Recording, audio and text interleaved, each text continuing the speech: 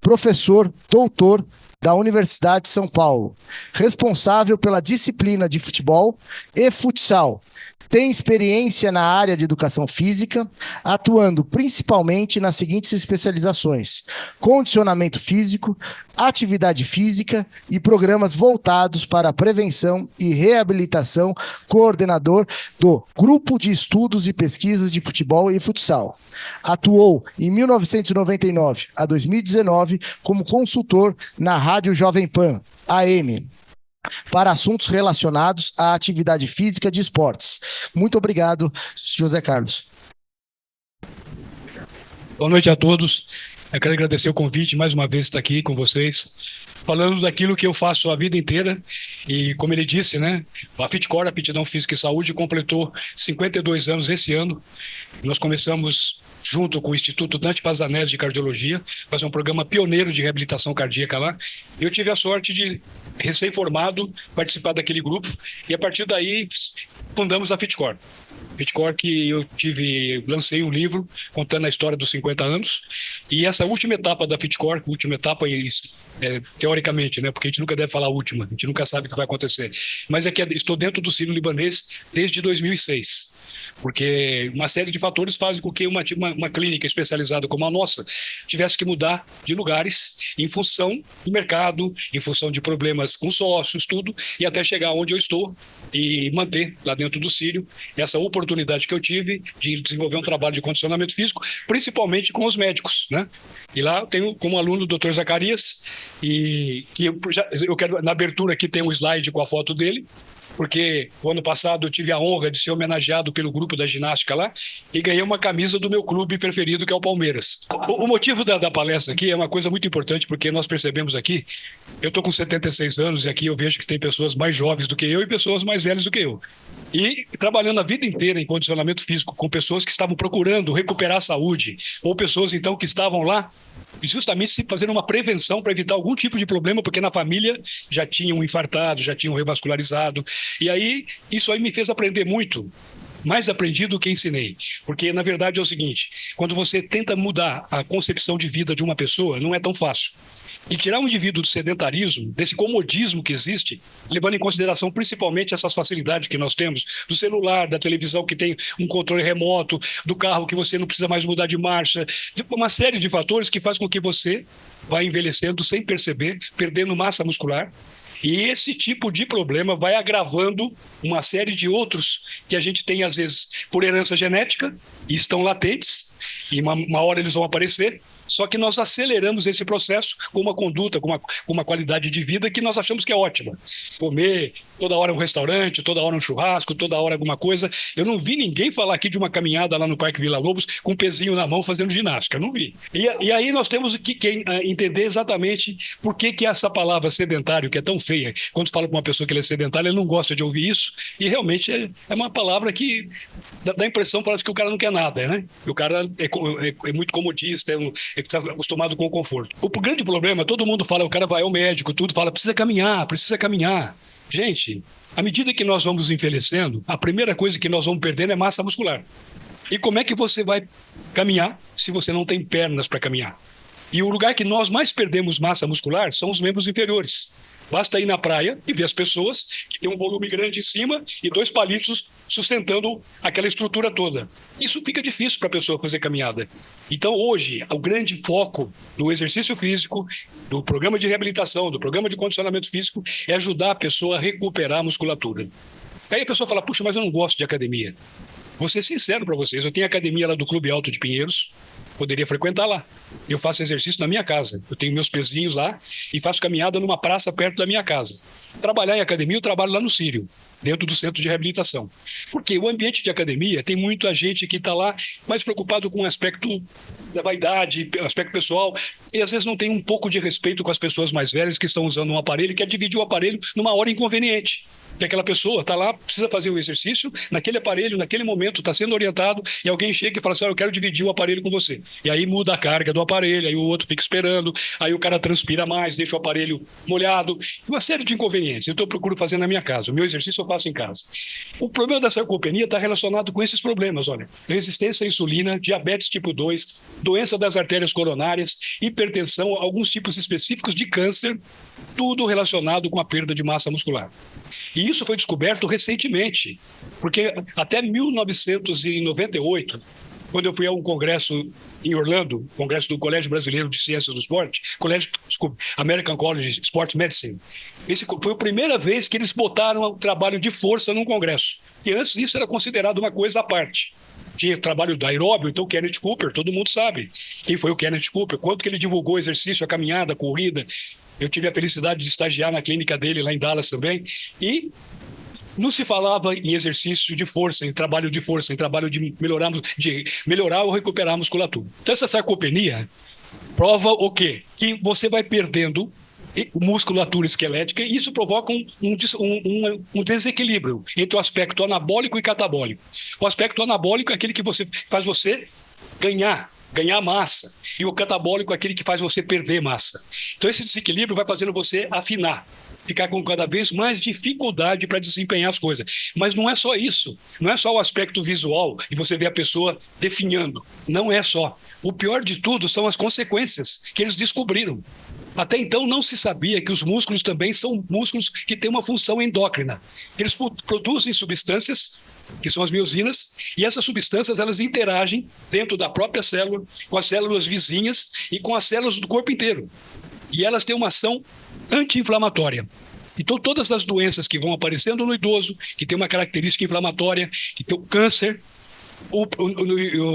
além do câncer, a demência senil está muito relacionado com a falta desses produtos, dessas substâncias que são produzidas dentro do músculo. Por isso que nós não podemos descuidar da musculatura. E é tão simples a gente resolver esse problema. Quem não gosta de academia, contrata um professor, pega um programa de exercícios no primeiro momento em casa, com orientação, e depois você pode desenvolver e continuar fazendo exercício sem que você tenha que sair de casa. Eu tenho lá o meu quarto, que eu uso lá com equipamento de ginástica, a televisão que eu ligo para ficar vendo esporte, e vou passando o meu tempo. É agradável fazer exercício com peso? Não é. É monótono. Eu fui acostumado a vida inteira com esporte. Esporte tem a parte cognitiva. Você pensa, você tem que tomar decisão, você tem que mudar algumas coisas de última hora. Na musculação, não. Você está lá com o peso na mão, repetindo, divagando, pensando em outras coisas. É chato, mas é importantíssimo. Tem que fazer. O que a gente melhora, vocês não fazem ideia. A minha caminhada, eu ando toda na segunda, quarta e sexta, no mínimo, numa pracinha que tem perto de casa, aqui na Vila Madalena, na Vila Beatriz. Eu ando lá, ao redor da praça. Eu vejo pessoas que são bem mais jovens que eu, a dificuldade que eles têm para subida, para andar com velocidade, para acelerar o passo. Por quê? Porque falta massa muscular. Sabe-se que o músculo esquelético é alvo de numerosos hormônios. Mas apenas nos últimos anos, estudos demonstraram o papel do músculo esquelético como órgão secretor de citocinas e outros peptídeos. E tem ações que estão profundamente envolvidas com os processos inflamatórios. Então, o músculo, ele nos ajuda a combater as inflamações. Eles funcionam como um aparelho de prevenção. Se nós vamos perdendo isso, o que nós estamos fazendo? Colaborando para que as infecções se alastrem, as inflamações perdurem e assim por diante. A inatividade física promove um desequilíbrio entre essas substâncias em direção a um estado pró-inflamatório, favorecendo o círculo vicioso da sarcopenia, o acúmulo da gordura visceral, que é a gordura perigosa, que é a que fica no abdômen, e o desenvolvimento de doenças cardiovasculares, diabetes, tipo 2, câncer, demência e depressão. Olha só, demência e depressão. Por que a depressão? Quem saberia responder?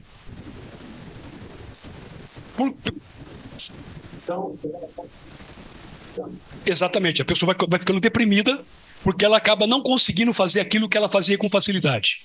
E esse grande problema, a pessoa vai ficando cada vez mais reclusa, mais afastada da vida social, como vocês têm, que eu admiro esse trabalho que vocês fazem, que isso realmente também faz parte da saúde cognitiva, saúde mental, porque essa inter-relação aqui é importantíssima, mas vocês devem contribuir provocando essa situação diferente, que é o trabalho para manter a musculatura em atividade. Então, o que acontece com a sarcopenia? Você perde a força, perde a potência, e perde a resistência muscular. Cada uma delas tem uma relação com fatores das nossas atividades. Perde a força, dificuldade de execução de tarefas. Vai pegar o neto no colo, difícil. Vai transportar uma sacola no supermercado, difícil. Estava conversando com um médico essa semana, que ele é jovem até, ele estava me falando, olha, já senti diferença de ter começado a fazer exercício físico, que eu fui no supermercado e carreguei a sacola com muita facilidade, coisa que eu não estava conseguindo.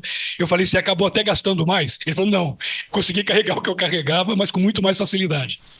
Depois a potência, risco de quedas. Por que a potência tem risco de quedas? Porque quando você tropeça, qual a atitude que você tem quando você é jovem, quando você tem um tempo de reação rápido? Você rapidamente recupera o equilíbrio e não cai. Quando você não tem potência, você tropeça e você não consegue se equilibrar e cai. E a resistência muscular, que é aquilo que eu falei das caminhadas. O que adianta todo mundo falar, precisa caminhar, precisa caminhar. Aí você vai para a pracinha e está andando assim. O tempo todo andando assim. É melhor do que não fazer nada? Claro que é. Mas poderia fazer melhor se você tivesse musculatura preparada para fazer com que você aumentasse a velocidade, aguentasse fazer mais tempo. E as atividades físicas e habilidades. O que é? O esporte. Aqueles que envelheceram praticando esporte devem continuar praticando esporte, mas com as pessoas da mesma idade, com os cuidados que o esporte exige. Porque o esporte tem esse lado que eu vou mostrar depois num slide, que é a parte cognitiva. Então, outras coisas que são importantes com o aspecto da falta de exercício. A deterioração das relações familiares em consequência do não compartilhamento das emoções. O que é o compartilhamento das emoções? Eu deixo de fazer muita coisa com a minha família, com meus filhos, porque eu já não tenho condição para isso, condição física para isso. Então esse aspecto é um aspecto do isolamento, que leva à depressão, que leva à solidão e provoca interferir na saúde. Falta de formas saudáveis de convivência através da prática de atividades físicas e esporte. Eu tive a felicidade de disputar campeonato no Clube Alto de Pinheiros, no mesmo time que meu filho. É uma coisa inesquecível, você jogar no mesmo time com o filho, os dois e disputando campeonatos de futebol society e tudo. Essas são coisas inesquecíveis. No lazer, o aumento da perspectiva de vida e a ameaça da solidão, porque você faz uma viagem internacional, você quer conhecer algum lugar, todo mundo anda e você fica parado. Você não consegue, você fica pensando nos desafios que você vai enfrentar e você já se isola daquele grupo que consegue fazer as coisas com muita facilidade. As atividades físicas, os exercícios, os esportes, aliás, são importantes para a manutenção da saúde física e mental. Dependência química. O que começa a acontecer à medida que nós envelhecemos? Exercícios físicos regulares para prolongar a qualidade de vida e reduzir a dependência das drogas necessárias para a sobrevivência. Então chega um momento que você não pode ficar sem a droga, porque elas já passaram a fazer parte da necessidade que você tem para sobreviver. Se você tivesse se antecipado a isso e começado a fazer exercício mais cedo, muitas drogas você não precisaria usar. Eu tenho alunos que já, mesmo com a idade mais avançada, diminuíram a quantidade de remédio para pressão arterial, diminuíram estatina, porque o exercício físico ajudou a mudar essa concepção de qualidade de vida. Essa dependência química em relação ao aspecto do sono natural provocado pelo cansaço que você adquiriu fazendo uma atividade física e o sono artificial provocado pela química. Eu tenho que tomar um remédio para dormir. Tem que tomar um remédio para dormir. Então, se você tivesse com aquele sono natural provocado pelo exercício, pelo cansaço, que te leva para a cama e faz você adormecer rapidamente e ter um sono recuperador, então uma das hipóteses para manter a eficiência neuromuscular tão prolongada quanto possível é simplesmente aplicar a lei do uso e do desuso. As células são estimuladas pelas decisões contínuas que os esportes exigem. Isso que eu falei da diferença do esporte. É decisão contínua, toda hora tomada de decisão. E tais situações prolongam a atividade nervosa e, ao contrário da atividade mental isolada, que é uma leitura, por exemplo, fazer um sudoku, por exemplo, ativa todos os sistemas do corpo, incluindo a respiração, o metabolismo, as glândulas endócrinas e a circulação. Essa é a diferença de um esporte que você pode ajustar para a sua vida, para você fazer alguma coisa que te coloque em situação de competição e que exija de você essa tomada de decisão e usar a parte cognitiva. O que eu vou fazer? Como que eu vou fazer? Então, dimensões da saúde. O bem-estar, que todos nós buscamos, a potencialização das capacidades do indivíduo cognitivas e psicomotoras, mudanças na personalidade, que é a recuperação da autoconfiança ou da autoestima. Eu tinha um problema no joelho, por causa do futebol, eu tive que colocar prótese, vai fazer 3 anos agora que eu coloquei prótese no joelho. Aquilo me afastou do futebol e me afastou de algumas atividades que eu gostava de fazer, que era correr. E aí, o que aconteceu agora, depois que eu coloquei a prótese? Eu recuperei minha autoestima. Porque minha perna estava completamente um valgo importantíssimo. Então eu botava uma bermuda, o pessoal perguntava: o que aconteceu com a tua perna? Porque uma coisa é você ter um varo, que é aquela perna de cowboy, que é feio, mas não é tão feio quanto um valgo. O valgo é muito feio. E aí eu recuperei minha autoestima e recuperei minha vontade de fazer exercício, de caminhada, tudo. E outra coisa importante, o fato é que o movimento continua sendo imprescindível tanto para manter viva cada célula do organismo, como para manter a mente em constante ebulição. Essa foi uma frase que eu coloquei num boletim que eu fiz para a Jovem Pan e eu vou aproveitar para fazer uma propaganda. Eu estou terminando um livro durante os 20 anos que eu falei na Jovem Pan, eu tenho um monte de texto. Eu vou publicar todos os textos que eu fiz para a Jovem Pan, falando de tudo que é atividade física, saúde, esporte, qualidade de vida, essas coisas. Então, manter a mente em constante ebulição, o que que é? São os desafios. O que o senhor está buscando, de novo, né, senhor Rolando? O senhor está buscando desafios de novo, né? Então é isso que é bacana a gente pensar, está sempre buscando desafios. E aí nós estamos lá no centro de reabilitação do Hospital Sírio-Libanês fazendo ginástica. Então eu só queria agradecer a todos vocês, né, e dar uma demonstração do ambiente que nós trabalhamos e aquilo que eu disse, né, depois de tanto tempo lutando para sobreviver como empresa numa área que é difícil, porque você pensa o seguinte: reabilitação cardíaca dentro do hospital, ninguém quer ficar dentro do hospital, todo mundo quer ter alta, né? Então você tem uma... Nós tínhamos um ponto maravilhoso na Avenida Brasil, onde nós chegamos a ter 700 alunos. Mas contrariando a minha vontade, nós fizemos uma parceria com a Academia Fórmula, que não existe mais, agora é Bodytech, aqui no Shopping Eldorado, que eu sabia que aquele lugar não era o lugar do meu público. A Fitcore da Avenida Brasil lá era a cara dos meus alunos. Todo mundo estava lá para cuidar da saúde. Quem estava lá olhando a barriga do outro, a cicatriz no peito do outro? Não, todo mundo queria lá. E era um ambiente, o Dr. Zacarias chegou a conhecer lá também, que era muito favorável a esse tipo de coisa. Infelizmente, foi voto vencido na sociedade e nós saímos de lá. E aí começou uma fase difícil, porque você imagina... Nós chegamos aqui no Shopping Eldorado. Os meus alunos que permaneceram na Fitcore, porque muitos abandonaram quando nós mudamos para cá, entrava no vestiário, topava com um garotão desfilando lá, e aí ele fala: não é o meu ambiente, quero ir embora. E eu tive muitas vezes que acompanhar pacientes indicados por médicos, que eles chegavam no vestiário e já queriam ir embora. Eu tinha que ir lá, acomodar o cara, apresentar pessoas que já estavam lá para ele poder ficar. Então, isso é um outro fator importante. O senhor Roland falou do visual, tudo. Se fosse pelo visual, a fórmula era maravilhosa. Eu tinha mulheres bonitas, todo mundo poderia gostar, mas não era esse o foco. Não era esse o foco dos meus alunos.